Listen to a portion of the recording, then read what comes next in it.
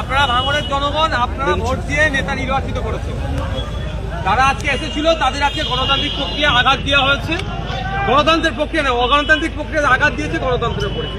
সেই জন্য দীর্ঘক্ষণ বসে পঞ্চায়েত সমিতির যারা সদস্যরা আছে বিডিও অফিসের সামনে অবস্থান বিক্ষোভ করেছিল।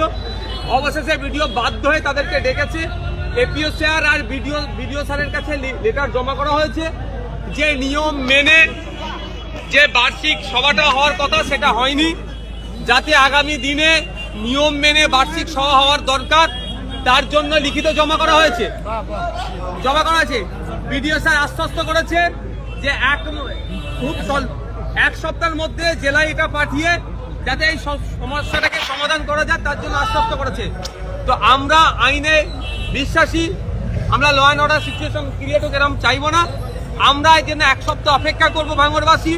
কারণ এখানে শুধু এমএলএ বা পঞ্চায়েত সমিতির সদস্য নয় ব্যাপারটা, এখানে হচ্ছে আপনাদের ভোটের সম্মান আর অসম্মানের ব্যাপার আছে। এক সপ্তাহ অপেক্ষা করবো বিডিও স্যারের পক্ষ থেকে কি সদস্য আসছে, তারা কি ব্যবস্থা নিচ্ছে দেখব। প্রয়োজনে আমরা বিডিও তখন যদি না এটা কিছু গ্রহণ করে, যদি ঠিকঠাক না হয়, গণতন্ত্রকে মান্যতা না দেয়, বিরোধীদেরকে কথা বলার সুযোগ না দেয়, তাহলে আমরা ফার্দার কি করতে পারি ভাঙড়ের ভোটারদেরকে নিয়ে অনুরোধ।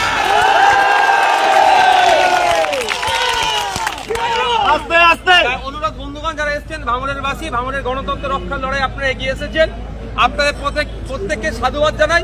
আমি কিন্তু এখানে আসবো আমার পার্টির লোকেরাও জানতো না, আমি গণতন্ত্রকে রক্ষার লড়াই যাতে একটু শান্তিপূর্ণভাবে হওয়া দরকার ছিল। এত ঔদত্ত এত অহংকার ধ্বংসের কারণ হবে ওদের। আরে 5 মিনিট 10 মিনিট আমাদের মতো বিরোধীরা বলতো কিসের জন্য, ভাঙড়ের ডেভেলপমেন্টে নিয়ে কথা বলতো। কিন্তু এত বড় কিন্তু এরা এত বিরোধীদেরকে বলতে দেবে না। সেদিন আর ভাঙড়ে নয়, বিরোধীরা বলবে। কিন্তু আমি আপনাদের কাছে অনুরোধ করি, সবের একটা সিস্টেম আছে। আমাদের সাথে অন্যায় হয়েছে, আমরা কাকে জানালাম? বিডিও স্যারকে জানালাম। বিডিও স্যার 1 সপ্তাহ টাইম নিয়েছে।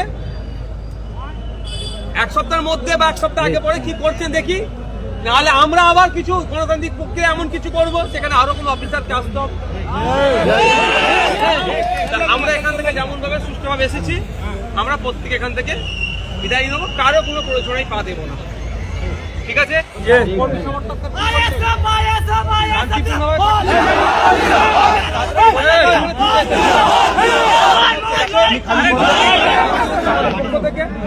টাইমের মধ্যে আশা করবো সমাধান হবে।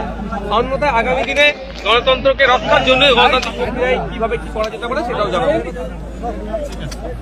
কোন রকম ভাবে কারো প্ররোচনা না পা দেয়। আমরা যে লক্ষ্যে এসেছি গণতন্ত্র রক্ষা লড়াইয়ে, মানুষের অধিকার সুনিশ্চিত করার লড়াই এসেছি, সেই কাজে আমরা নিয়োজিত থাকবো।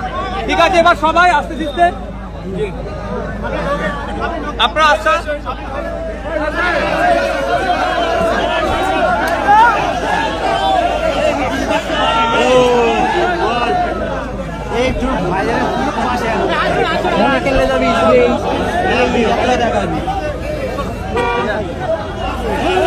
বাইরের দিকে টায়ার দেখ না, টায়ার দেখ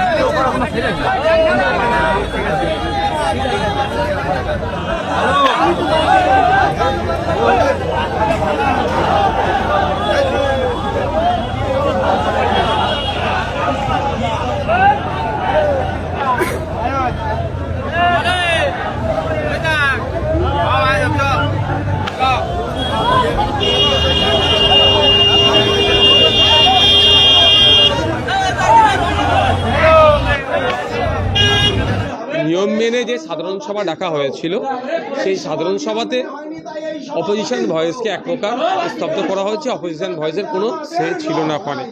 আমি বিং এমএলএ, এই সমিতির আমি এই সবার একজন মেম্বার, কিন্তু আমাকেও মিনিমাম কার্ডসি অনুযায়ী যে করা হওয়া দরকার সেটাও হয়নি।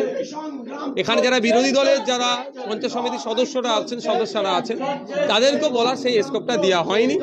যিনি এই পঞ্চায়েত সমিতির সভাপতি তথা এই সবার যিনি সভাপতি ছিলেন, তিনি না বলতে দিই প্রোগ্রামটাকে তিনি তড়িঘড়ি শেষ করলেন, যেটা বাঞ্ছনীয় নয়।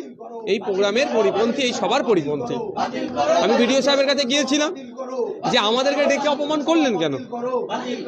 দেখার কোনো প্রয়োজন ছিল না। একজন এমএলএ এমপিরা যদি না বলতে পারে তাদেরকে আমন্ত্রণ করার কোনো প্রয়োজন ছিল না।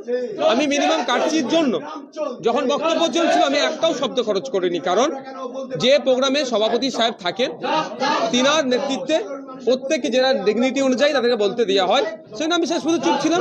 সভাপতি সাহেব যখন আমাকে বলার সুযোগ দেবেন, আমাদের এলাকার মানুষের এই ভাঙড় 2 নম্বর ব্লকের যে চাওয়া পাওয়াগুলো আছে এই কর্মকাণ্ডের বিষয়ে বলতাম, কিন্তু দুঃখের বিষয় সেটা হয়নি। সবার শুরুতে সভাপতি সাহেব খরচা দেওয়ার কথা বললেও শেষ পর্যন্ত প্রোভাইড হয়নি।